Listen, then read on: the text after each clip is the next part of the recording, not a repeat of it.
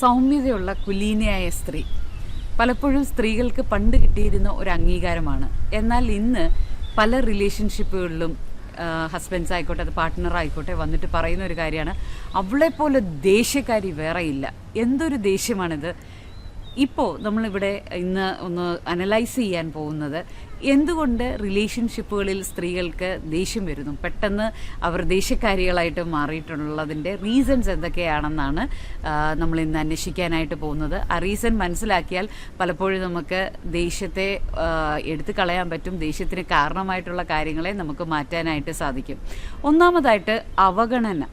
സ്ത്രീകൾക്ക് ഒട്ടും സഹിക്കാൻ പറ്റാത്ത ഒന്നാണ് അവരെ അവഗണിക്കുന്നത്. പ്രത്യേകിച്ച് മറ്റുള്ളവരുടെ മുമ്പിൽ വെച്ച് അവരെ അവഗണിക്കുന്നത് അവർക്ക് തീരെ സഹിക്കാനായിട്ട് സാധിക്കത്തില്ല. പലപ്പോഴും പല ഭാര്യമാരുടെയും ഒരു പരാതിയാണ്, എൻ്റെ ഹസ്ബൻഡ് എന്നെ വേണ്ട വിധത്തിൽ പരിഗണിക്കുന്നില്ല, അവഗണിക്കുകയാണ്. അല്ലെങ്കിൽ അമ്മയ്ക്കാണ് കൂടുതൽ പ്രിഫറൻസ് കൊടുക്കുന്നത്, സഹോദരിക്കാണ്, അല്ലെങ്കിൽ കളീഗ്സിനാണ്, അല്ലെങ്കിൽ ആളുടെ ജോലിക്കാണ്. പല ഭാര്യമാരുടെയും പരാതി, ഓഫീസിൽ കഴിഞ്ഞിട്ട് കുറേ ഫയലും കൊണ്ട് വീട്ടിൽ വരും, ബെഡ്റൂമിലും ഫയല്, അല്ലെങ്കിൽ ലാപ്ടോപ്പ് നൂത്ത് വെച്ച് എപ്പോഴായിരിക്കും ഫോണിനകത്തായിരിക്കും. ഇങ്ങനെ ഒരു സ്ഥാനം കൊടുക്കാതെ അവഗണിക്കുവാണെങ്കിൽ പ്രത്യേകിച്ച് റിലേഷൻഷിപ്പുകളിൽ സ്ത്രീകൾക്ക് ഭയങ്കരമായിട്ടുള്ള ദേഷ്യമുണ്ടാകാനുള്ള സാധ്യത വളരെ കൂടുതലാണ്. പഴയ സ്ത്രീകളാണെങ്കിൽ ഇതിനെയൊക്കെ സപ്രസ് ചെയ്ത് വെക്കും. പക്ഷേ ഇന്നത്തെ സ്ത്രീകൾ ഇതിനെ സപ്രസ് ചെയ്യാറില്ല, അത് പുറത്ത് ആങ്കറായിട്ട് തന്നെ കാണിക്കും. രണ്ടാമതായിട്ട് വഞ്ചന. അപ്പോൾ എല്ലാ പുരുഷന്മാരും വഞ്ചിക്കും എന്നുള്ളതല്ല ഞാൻ പറയുന്നത്. പക്ഷേ പലപ്പോഴും വഞ്ചന സ്ത്രീകൾക്ക് ഭയങ്കരമായിട്ടുള്ള ദേഷ്യം ഉണ്ടാക്കുന്നതായിട്ടൊരു റിലേഷൻഷിപ്പിൽ ദേഷ്യം ഉണ്ടാക്കുന്നതായിട്ട് കണ്ടിട്ടുണ്ട്. ഈ അടുത്തിടയ്ക്ക് ഒരു ഭാര്യ എന്നോട് പറഞ്ഞത്, ഹസ്ബൻഡിൻ്റെ 3-4 ചാറ്റ്സ് ഞാൻ കണ്ടു, വേറെ ഒന്നുമില്ല മാം, ചില സ്ത്രീകളുമായിട്ടുള്ള ഫ്ലേർട്ടിങ്, ചുമ്മാ അതിങ്ങനെ ഒരു ടൈം പാസിന് വേണ്ടി. പക്ഷേ അത് കണ്ടപ്പോൾ തന്നെ എനിക്ക് എന്നെ വഞ്ചിക്കുന്ന ഒരു ഫീലാണ് എനിക്ക് വന്നത്. അതിനുശേഷം പുള്ളിയോടൊന്ന് തുറന്ന മനസ്സോടുകൂടി സംസാരിക്കാൻ എനിക്ക് സാധിച്ചിട്ടില്ല എന്ന് പറയുകയുണ്ടായി. അപ്പോൾ ഇത് എന്നെ വഞ്ചിക്കുന്നു, അല്ലെങ്കിൽ മറ്റൊരാളെ ഞാൻ അറിയാതെ ഇഷ്ടപ്പെടുന്നു, അല്ലെങ്കിൽ മറ്റൊരാൾക്ക് എന്നെക്കാളും കൂടുതലൊരു പ്രിഫറൻസ് കൊടുക്കുന്നു, ഞാൻ അറിയാതെ ചിലതൊക്കെ ചെയ്യുന്നു. ഇതിപ്പോൾ റിലേഷൻഷിപ്പുകളുടെ കാര്യത്തിൽ മാത്രമല്ല കേട്ടോ, ചിലപ്പോൾ സാലറിയുടെ കാര്യത്തിലാകാം, അല്ലെങ്കിൽ സ്വന്തം വീട്ടുകാരെ സഹായിക്കുന്ന കാര്യത്തിലാകാം, ചിലർക്ക് കൂട്ടുകാർക്ക് കടം കൊടുക്കുന്ന കാര്യത്തിലും, അങ്ങനെ പല കാര്യങ്ങളിലും എന്തിൻ്റെ ഇതിലാണെങ്കിലും ഞാൻ അറിയാതെ ചിലത് ചെയ്യുന്നു എന്നുള്ള കാര്യം സ്ത്രീകളെ പലപ്പോഴും ഭയങ്കരമായിട്ടുള്ള ദേഷ്യത്തിലേക്ക് കൊണ്ടെത്തിക്കുന്നത് നമ്മൾ കാണാറുണ്ട്. ഇതുപോലെ തന്നെയാണ് സ്ത്രീകളെ ഭയങ്കരമായിട്ട് ദേഷ്യം പിടിപ്പിക്കുന്ന ഒന്നാണ് കള്ളത്തരവും കൗശലവും. ഇത് രണ്ട് കാകൾ ചേർന്ന് നിൽക്കുന്നതാണ്. കള്ളത്തരം, കൗശലം ഇതുമായിട്ട് ചേർന്ന് പറയാൻ പറ്റുന്നതാണ്. കള്ളത്തരം എന്ന് പറയുമ്പോൾ ചിലപ്പോൾ ചില സ്ത്രീകളോട് എല്ലാം തുറന്നു പറയാനായിട്ട് പറ്റത്തില്ലായിരിക്കും.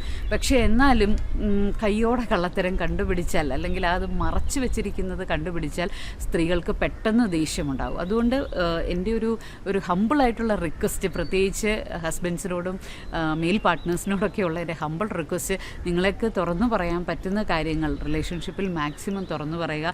ഒരു കള്ളത്തരത്തിൻ്റെ മൂടുപടം, ആവരണം ഉണ്ടെങ്കിൽ മിക്കവാറും ആ റിലേഷൻഷിപ്പിൽ സ്ത്രീകൾക്ക് ആങ്കർ ഭയങ്കരമായിട്ട് ബെസ്റ്റ് ഔട്ട് ആവുകയും ആ ആങ്കർ നിങ്ങളെ കണ്ടിന്യൂസ് ആയിട്ടുള്ള ഫ്രിക്ഷൻസ് എന്നും ഒരസലിൽ കൊണ്ടുപോവുകയും അത് നിങ്ങളുടെ റിലേഷൻഷിപ്പിനെ ഫ്രജൈലാക്കുകയും ഇല്ലാതാക്കുകയും ചെയ്യും. സോ അതുകൊണ്ട് കള്ളത്തരം ഒഴിവാക്കുക. 2, ചില വിദഗ്ധരായ കള്ളത്തരം ചെയ്യുന്നവർ കൗശലത്തിലൂടെ ചില കാര്യങ്ങൾ നേടിയെടുക്കാനായിട്ട് സാധിക്കും.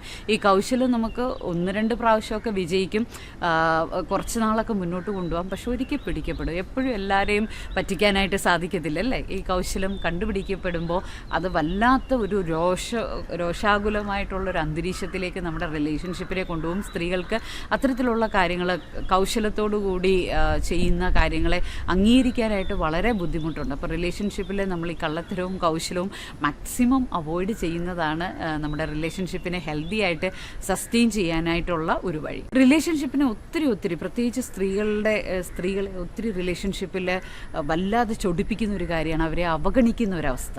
അവഗണിക്കുക എന്ന് പറഞ്ഞാൽ പ്രത്യേകിച്ചും മറ്റുള്ളവരുടെ മുമ്പിൽ വെച്ചിട്ട് ഒരു പബ്ലിക്കിൽ അവരെ കരുതും എന്ന് വിചാരിക്കുന്ന പാർട്ട്ണർ അവരെ അവഗണിക്കുമ്പോൾ റിലേഷൻഷിപ്പിൽ നിശ്ചയമായിട്ടും സ്ത്രീകൾ ആങ്കർ പൊട്ടിത്തെറിക്കാനായിട്ടുള്ള അവസ്ഥയുണ്ട്. സോ പരിഗണിക്കേണ്ടത് വളരെ ആവശ്യമായിട്ടുള്ള കാര്യമാണ്.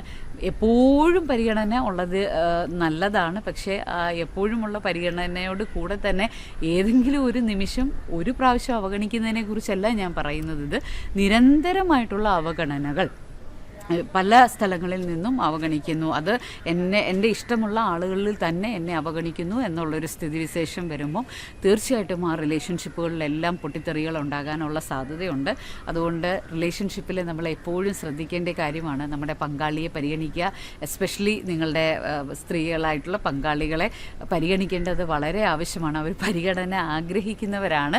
അതുകൊണ്ട് ആ പരിഗണന റിലേഷൻഷിപ്പിൽ കൊടുക്കുക. നമ്മളുടെ ബന്ധങ്ങളിൽ പൊട്ടിത്തെറികൾ ഉണ്ടാകാതിരിക്കട്ടെ. പലപ്പോഴും ആ പൊട്ടിത്തെറികളുടെ ആഫ്റ്റർ ഇഫക്ട്സ് നമ്മൾ കുടുംബ കോടതികളിൽ ചെന്നെത്താറുണ്ട്.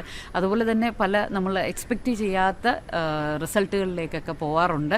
അപ്പോൾ അതുകൊണ്ട് അത്തരത്തിലുള്ള പൊട്ടിത്തെറികൾ നമ്മളുടെ ബന്ധങ്ങളിൽ നിന്ന് ഒഴിവാക്കാൻ ശ്രമിക്കുക.